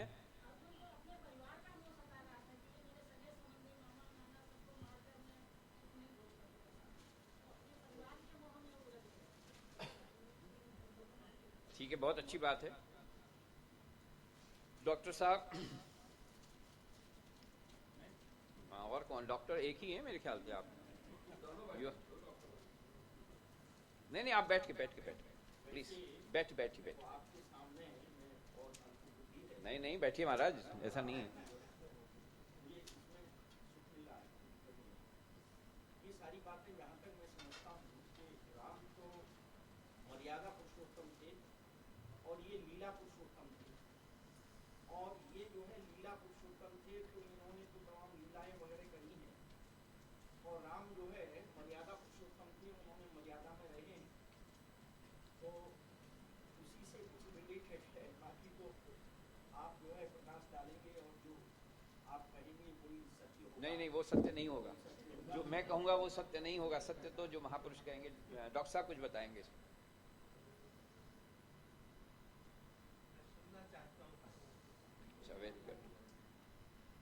शास्त्री जी, गीता में एक श्लोक है और मुझे लगता है कि आप लोगों ने जो उत्तर दिया बिल्कुल सही उत्तर है, लेकिन उसमें गीता में एक चरम श्लोक है, उसको चरम श्लोक कहा गया, सर्वधर्मान परित्यज्य मामेकम शरणम व्रज अहम त्वाम सर्व पापेभ्यो मोक्षयिष्यामि मा शुच। तो हनुमान जी में जो समर्पणता थी वो आरंभ में अर्जुन में नहीं बन पाई, और वो समर्पणता अर्जुन में बनी 18 अध्याय के बाद। तो मुझे लगता है कि समर्पणता जो थी हनुमान जी में, हनुमान जी का एक ही कार्य था, राम काज लगता हुआ अवतारा, समर्पित थे हनुमान जी। और वो प्रपन्नता अर्जुन में आरंभ में नहीं थी, क्योंकि विषाद योग जब उनको घेरा था तो फिर आरंभ में समर्पित नहीं थे। इसलिए मुझे लग रहा है। चंद्रशेखर जी बताएंगे।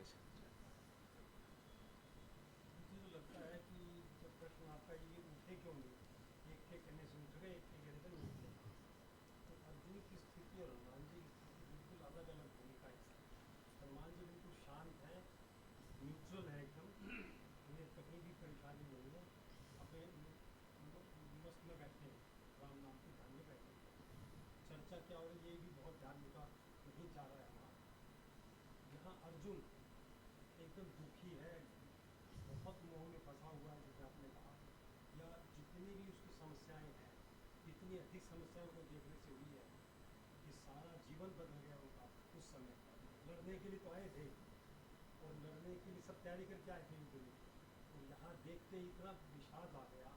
तो वो सुनने वाली बात को इतनी सिर्फ कहने से ही उठो से वो हनुमान जी वाली स्थिति, और हनुमान जी का एक प्लस पॉइंट हुआ, राम कार्य करिए, मतलब उनके लिए अवतार हुआ, उनका राम कार्य के लिए अवतार हुआ, ये सूत्र उनका उनको याद आ गया और उसे ओरिजिनलिटी उनका।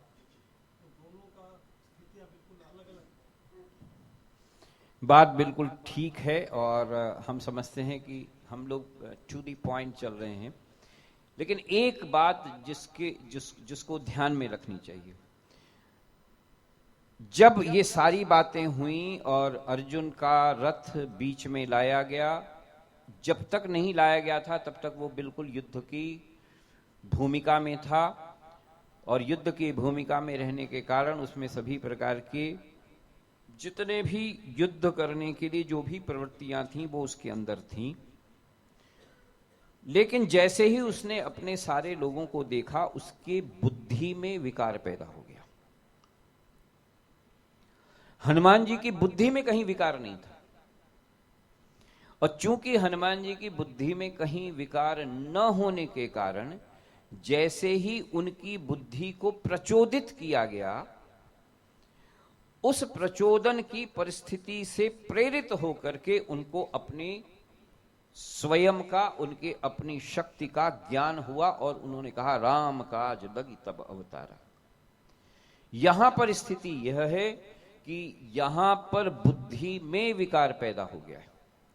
तो जब तक बुद्धि का उपचार नहीं कर लिया जाए, जब तक बुद्धि में जो दुर्गुण पैदा हो गया है, बुद्धि में जो दोष पैदा हो गया है, बुद्धि में जो एक न्यूनता आ गई है, बुद्धि का जो स्खलन हो गया है, बुद्धि का जो अवमूल्यन हो गया है, उस अवमूल्यन को चूंकि कृष्ण सोचते थे कि शायद मेरे कहने से ये शायद छोटी सी बात होगी, ऐसे ही हो गया होगा, it may be for if time being, ये थोड़े समय की बात होगी, कोई खास बात नहीं है। कभी कभी ऐसा भी होता है कि हम जीवन में थोड़े समय के लिए कोई बात हो जाती है तो उससे हमारे अंदर किसी भी प्रकार का ऐसा दोष पैदा हो जाता है, तो कहा ये शायद थोड़ी सी बात होगी और इसको डांटने से, फटकारने से हम इसको प्रचोदित कर पाएंगे, हम इसको इसके रास्ते पर ले आएंगे।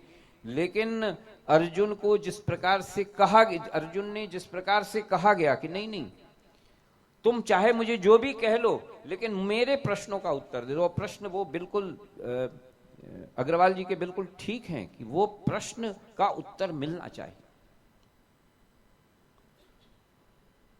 कृष्ण ने पहले ये सोचा कि मेरे इस छोटी सी गाली देने से शायद हो सकता है कि इसका दिमाग जो कि थोड़ा बहुत इम्बैलेंस हो गया है, असंतुलित हो गया है, उस असंतुलन के क्षेत्र से बाहर निकल करके संतुलन प्राप्त कर ले मेरे डांटने से। जैसे हम करते हैं ना, बहुत सारे बच्चे अगर कभी गड़बड़ करते हैं तो हम डांटते हैं और डांटने से वो ठीक हो जाते हैं। ये हमारे पूरी जिंदगी में भी आता है, हमें भी डांट पड़ती थी तो हम भी ठीक हो जाते थे। नहीं, ऐसा नहीं करना चाहिए। तो इसी तरीके से कृष्ण ने भी कहा कुतस्त्वा कश्मल मिदम, अरे तुम्हें कैसे ये सारी चीजें तुम्हारी कैसी। लेकिन पांडुरंग शास्त्री आठवले ने एक बहुत अच्छी टिप्पणी की और उसने कहा कि मेरे विचार से, ये उनके विचार थे, और उन्होंने कहा मेरे विचार से हो सकता है इस प्रकार का कलुष उसमें क्या कहते हैं अर्जुन की बुद्धि में पैदा हो गया।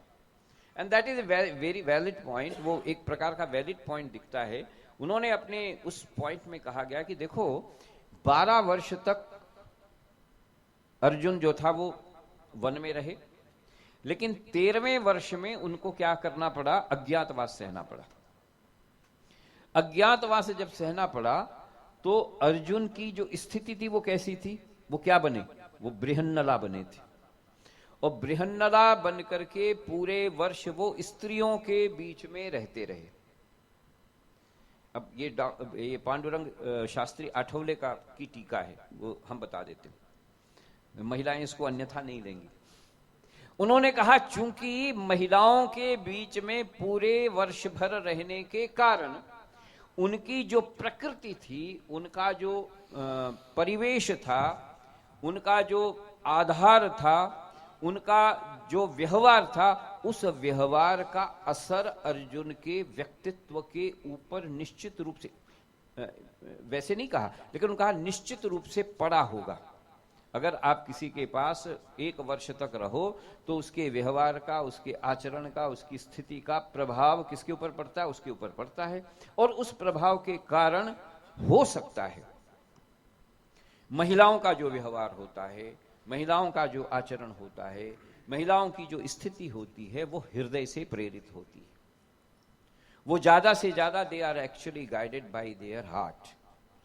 एंड जो पुरुष होता है वो they are guided by their head. वो लोग वास्तव में किसके द्वारा गाइड होते हैं, वो उनके दिमाग के द्वारा, वो अपने मस्तिष्क से, हेड से बहुत ही। महिलाओं का चूंकि उसमें माधुर्य होता है, महिलाओं का जो तत्व होता है, महिलाओं का जो अस्तित्व होता है, उसके पीछे उनका हृदय ज्यादा काम करता है, वो ज्यादा भावुक होती हैं। भाव प्रधान व्यक्तित्व होने के कारण, और चूंकि अर्जुन पूरे वर्ष तक उन महिलाओं के बीच में और विशेष रूप से रानियों के बीच में जो सुख सुविधाओं से बिल्कुल सिंचित थी, उनके बीच में और उनकी सेवा करने में लगा रहा, तो पांडुरंग शास्त्री आठवले लिखते हैं, हो सकता है उस महिलाओं की प्रकृति के प्रभाव के कारण, उस भाव प्रधानता के कारण, चूंकि तुरंत बाद उसको युद्ध में प्रवृत्त होना पड़ा। ये उन्होंने कारण दिया है। उन्होंने कारण दिया कि किसी भी प्रकार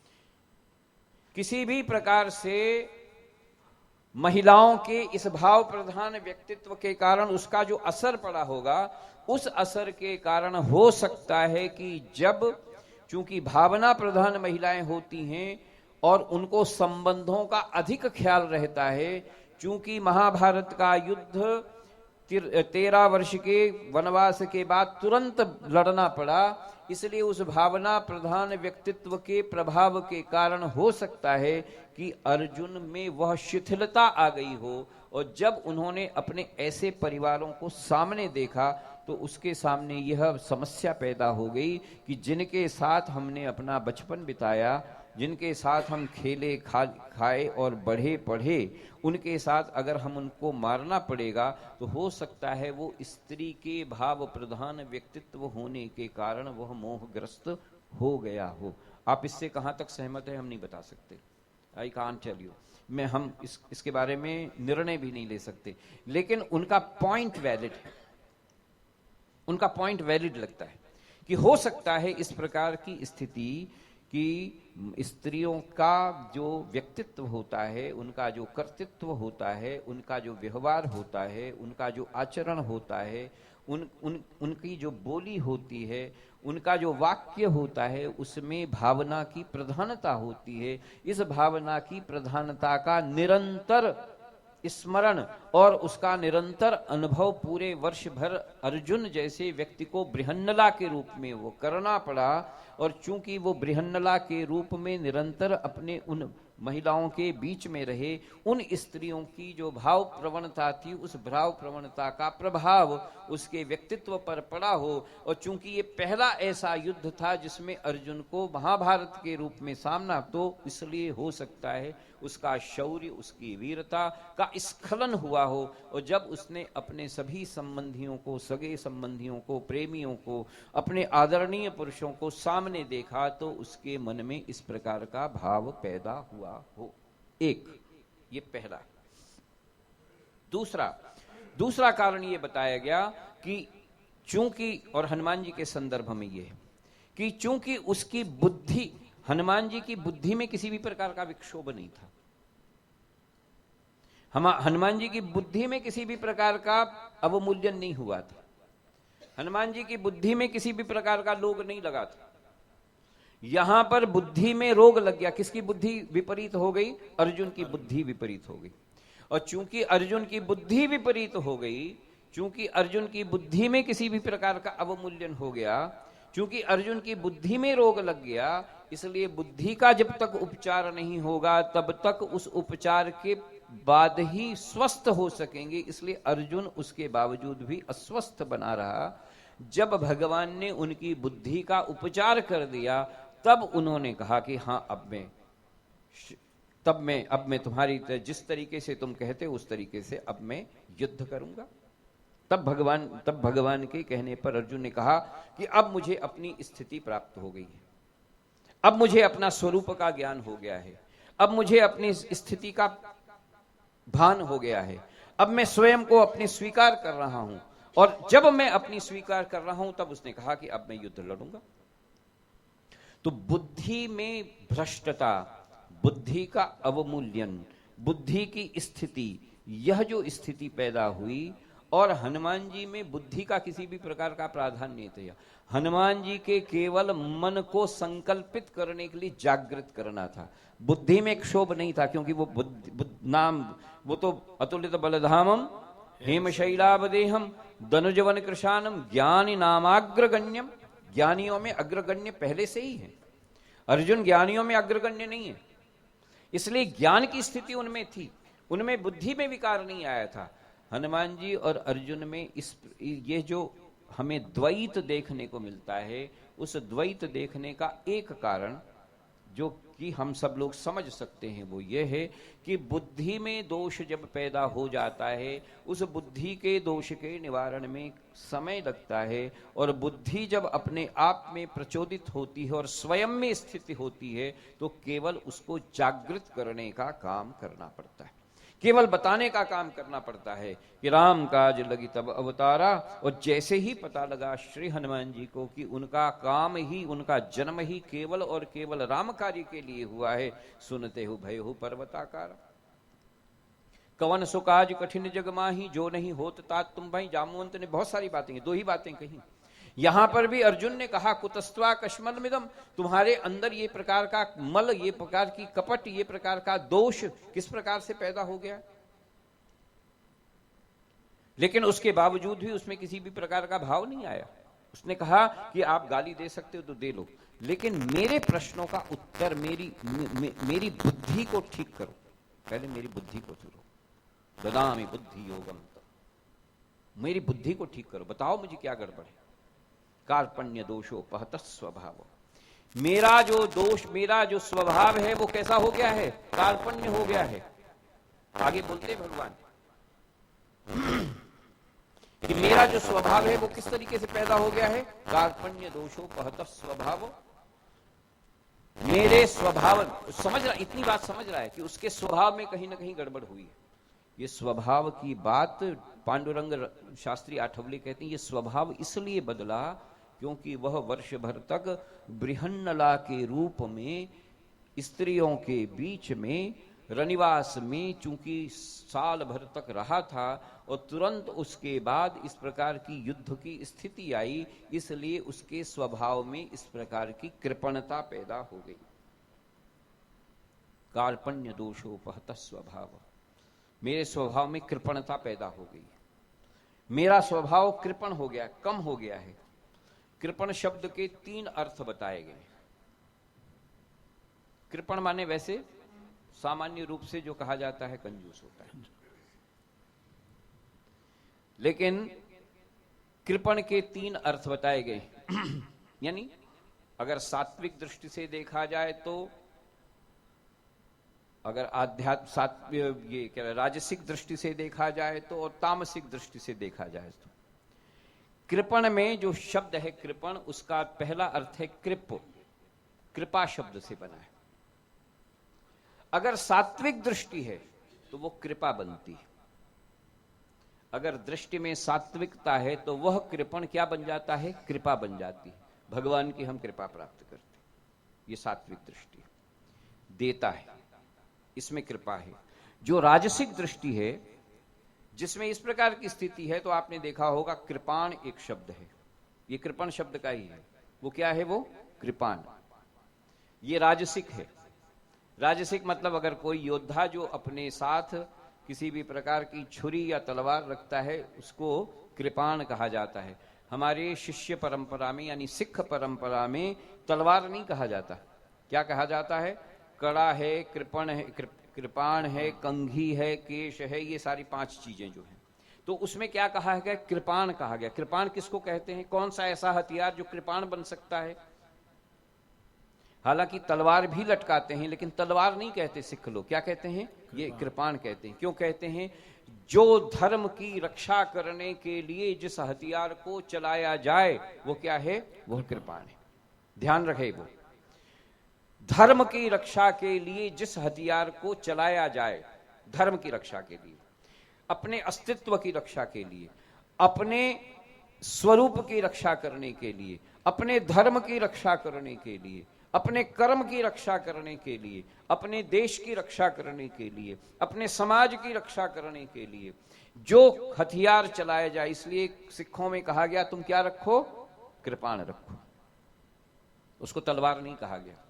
केश, कंघी, कृपाण, कड़ा, ये सारी चीजें कही गई, तो इसलिए शब्द दिया उसको इसलिए बड़ा पवित्र शब्द है।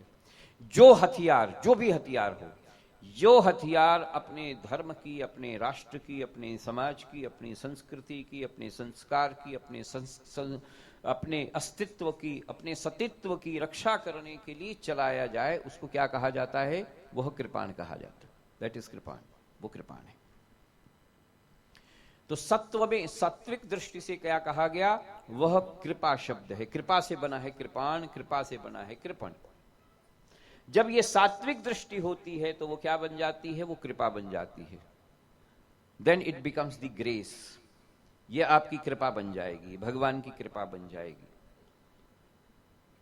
यह एक दूसरे के ऊपर दिया गया एक सात्विक दृष्टि बन जाएगी। जब ये राजसिक दृष्टि से आता है तो ये क्या बन जाती है? यह कृपाण बन जाती है। और जब ये तामस बन जाता है, जब ये तमस से सृष्टि हो जाती है तो कृपण बन जाती है, श्रिंक।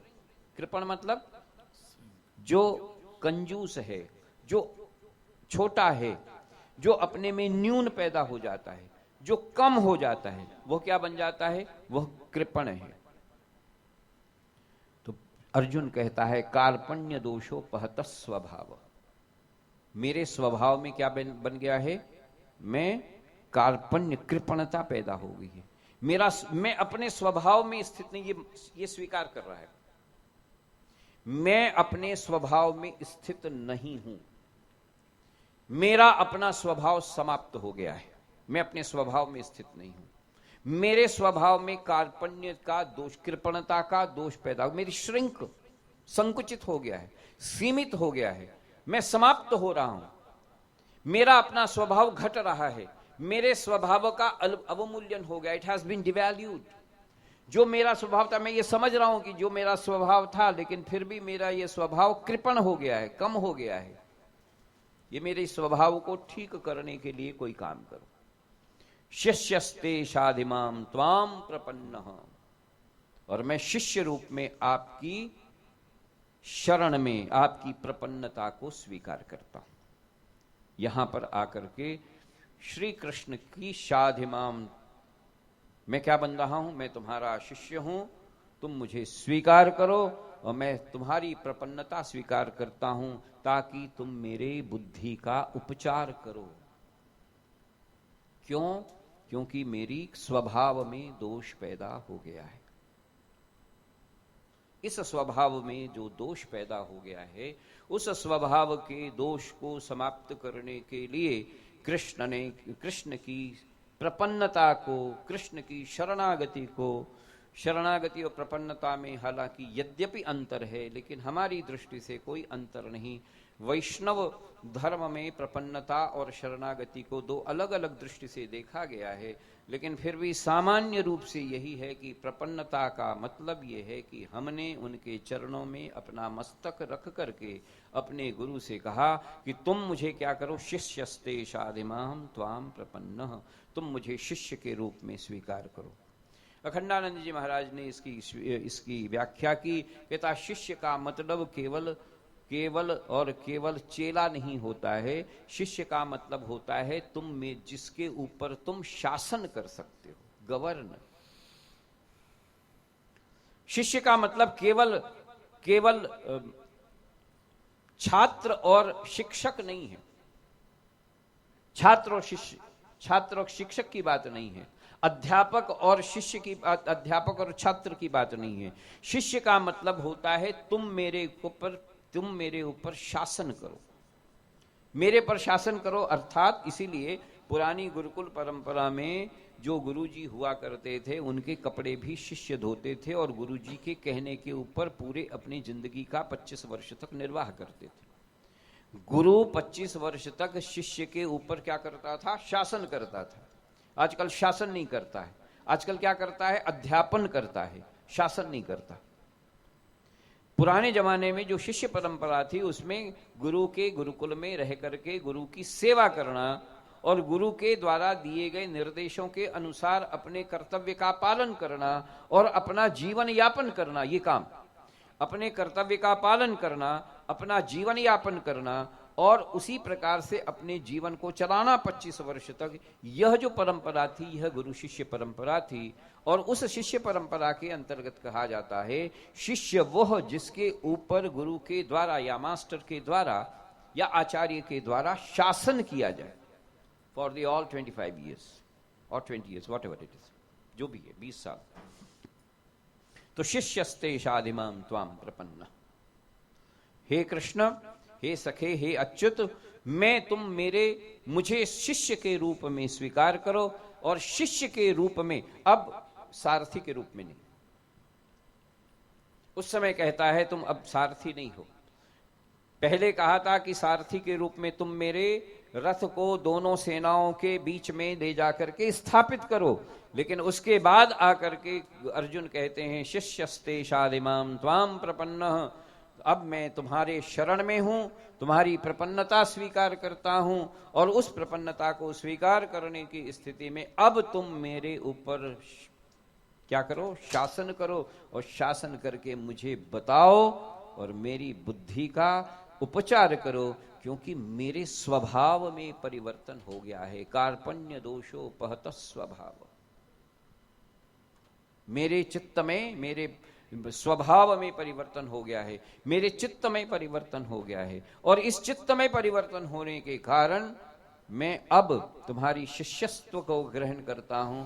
हे गुरु के रूप में अब मुझे तुम्हारा मार्गदर्शन चाहिए, ताकि उस मार्गदर्शन के आधार के ऊपर आप मेरा सभी प्रकार से निर्देशन करेंगे। और तब भगवान अपने इस गीता का प्रारंभ होता है। अशोचानन्य शोचस्त्वम प्रज्ञावादांश, यहां से गीता प्रारंभ होती है। शंकराचार्य ने माना, भगवान शंकराचार्य ने माना गीता का प्रारंभ इसी श्लोक से होता है। अशोचानन्य शोचस्त्वम प्रज्ञावादांश भाष से, यहां से गीता का असली प्रारंभ होता है। गीता का जो दर्शन है, गीता का जो संदेश है, गीता का जो उपदेश है, गीता की जो वाग्मिता है, गीता का जो ज्ञान है, वो भगवान कृष्ण यहां से प्रारंभ करते हैं। और तब प्रारंभ करते हैं जब भगवान कृष्ण के शिष्य के रूप में अपने आप को अर्जुन उनके प्रति समर्पित करता है। तो अगर हमें किसी चीज को ज्ञान प्राप्त करने की आवश्यकता है, तो अगर सही तरीके से हम किसी भी प्रकार के ज्ञान को प्राप्त करना चाहते हैं, सही प्रकार से अपनी बुद्धि का उपचार करना चाहते हैं, सही प्रकार से अपने मन को केंद्रित करना चाहते हैं, सही प्रकार से उस पारिजात कल्प वृक्ष से संपूर्ण किसी भी प्रकार की प्राप्ति को करना चाहते हैं, तो क्या चीज आवश्यक है? वह शिष्यस्ते शाधिमाम त्वाम प्रपन्नः। शिष्य के रूप में हम भगवान को या जो भी अपना गुरु हो, सदगुरु हो, उसको अपने आप को समर्पित कर दें। अगर जब तक समर्पण का ये भाव नहीं होगा, तब तक उनसे किसी भी प्रकार की ज्ञान की प्राप्ति की आशा नहीं की जानी चाहिए।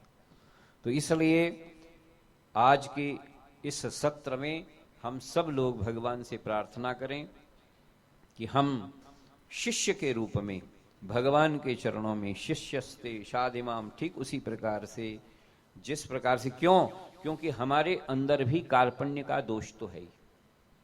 हम कृपण हैं या नहीं कृपण हैं, और बहुत बड़े स्तर के कृपण हैं, छोटे मोटे नहीं, of a very high degree.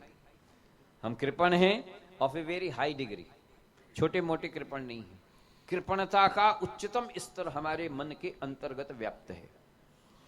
संकुचित हैं, हमारी बुद्धि सीमित है, हमारी सोच सीमित है, हम बहुत नजदीकी से सोचने की परिस्थिति में हैं। हमारे जीवन के प्रति जीने की जो दृष्टि है, इसीलिए क्या हुआ है, इसका परिणाम क्या हुआ है? परिवार बंट रहे हैं, क्योंकि दृष्टि सीमित हो रही। पहले संयुक्त परिवार था, सब लोग साथ रहते थे, ये क्या था? ये विस्तार था। आजकल कैसा है? एकल परिवार है। एकल परिवार में कभी कभी आपस में पति और पत्नी भी अलग अलग रहते हैं। देखो कैसी स्थिति पैदा होगी। और कहते हैं ये तो हमारी स्वतंत्रता है। ये स्वतंत्रता नहीं, ये क्या है? कृपणता है। व्यावहारिक दृष्टि से यदि हम जीवन के इसको देखें तो हम जो युद्ध लड़ रहे हैं, हम जो हमारे अंदर जो कुरुक्षेत्र पैदा हो रहा है, हमारा जो युद्ध चल रहा है, हमारे जीवन में का जो युद्ध चल रहा है, उस युद्ध को तो देख लो और उस युद्ध की कृपणता को देख। वो युद्ध की कृपणता क्या है कि पहले बहुत अच्छे संयुक्त परिवार थे और उस संयुक्त परिवार में रह करके सब लोग आराम से रहते थे क्योंकि दृष्टि का विस्तार था। धीरे धीरे ये संयुक्त परिवार समाप्त हुए, एकल परिवार हो गए। एकल परिवार भी अब समाप्त होकर के एक एक हो गए। अब क्या होंगे? ये जीवन का भेद है। बिल्डिंग है इतनी बड़ी, लिफ्ट में जाते हैं, एक दूसरे की ओर पीठ करके खड़े हो जाते हैं, नमस्ते भी नहीं करते। कृपणता है। आपने ये अनुभव किया होगा, किया है कि नहीं? हम लोग लिफ्ट में जाते हैं, आप देखिए, ये हमारे व्यक्तित्व की कृपणता है। हम एक दूसरे के साथ किसी भी प्रकार से विश भी नहीं करना चाहते। करते हैं या नहीं करते? पता ही नहीं। ये कृपणता है। हमें पता ही नहीं कि हमारे तीसरे माले पे कौन रह रहा है। हमें पता ही नहीं है कि हम किसके साथ बात कर रहे हैं। ये हमारे जीवन की न्यूनता है, ये हमारे जीवन के, ये व्यावहारिक है। This is what the practical. हम अपनी पहले पुराने जमाने में, अभी भी गांव में अगर चले जाइए तो 4-4, 5-5 गांव तक के लोगों के नाम लोगों को मालूम थे। कहां से आए भाई, किस गांव के हो? अरे वो तो उस गांव में रहता है। हम लोग पुराने गांव में जाते थे तो 5-5, 6-6 गांव के लोगों को आराम से लोग पता बता देते थे। अब हम अपने बगल वाले फ्लैट में कौन रहता है उसका पता नहीं बता सकते। ये कृपणता है। This is what the short sightedness जिसे बोलते हैं, कृपणता। That is what the short sightedness. कार्पण्य दोषोपह हमारे में है या नहीं है? ये जीवन का युद्ध है। ये असली कुरुक्षेत्र का युद्ध ये है। दिस इज व्हाट द युद्ध। इस कार्पण्य दोष को समाप्त करने के लिए और हमारे जीवन को विस्तार करने के लिए हम गीता के ज्ञान को प्रारंभ कर रहे हैं। तो हम कोई दर्शन पढ़ें, ये तो बात ठीक है, ये पढ़ना भी चाहिए, ये आवश्यक भी है।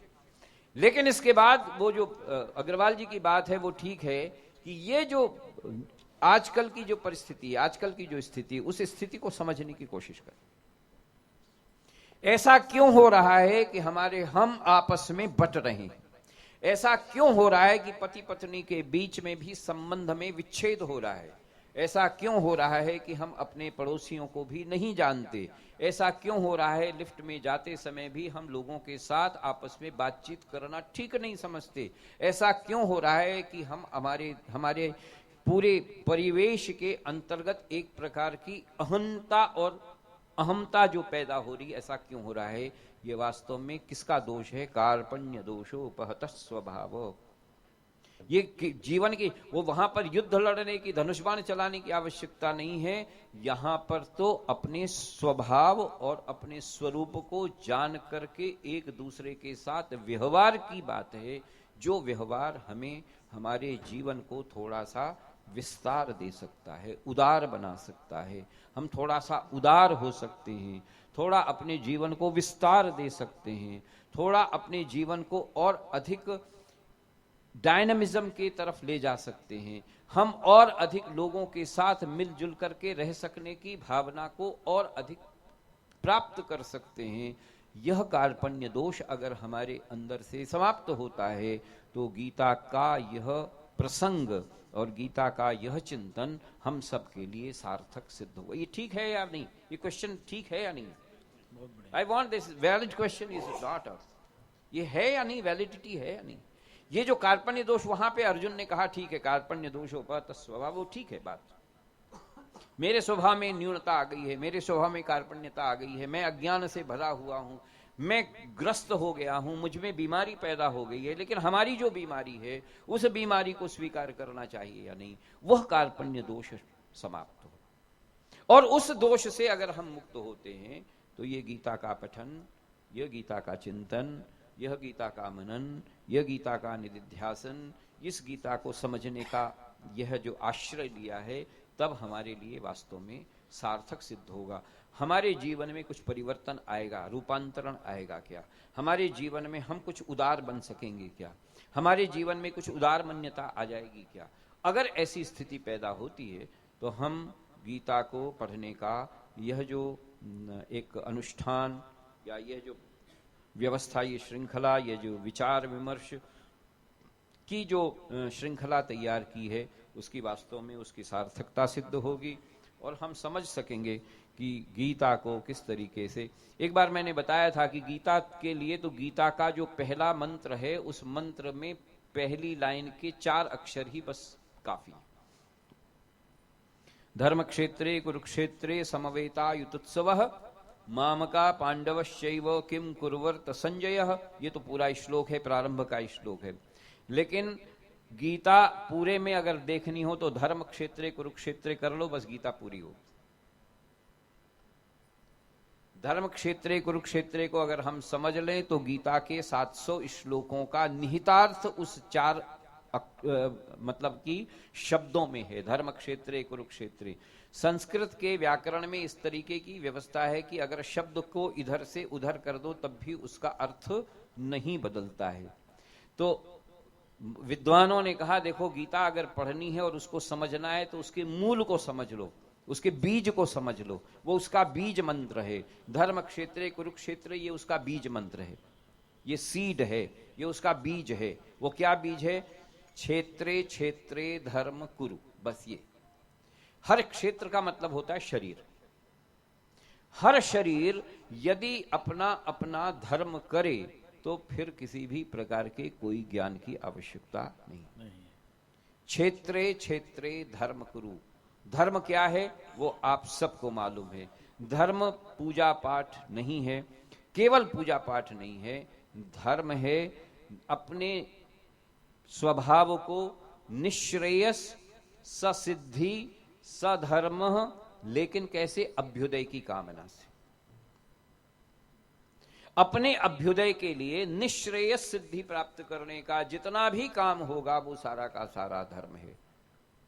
और इसलिए अगर अभ्युदय है और निश्रेयस भाव से है, सभी के कल्याणकारी भाव से है, तो वह धर्म, वही जो कार्य है वो धर्म होगा।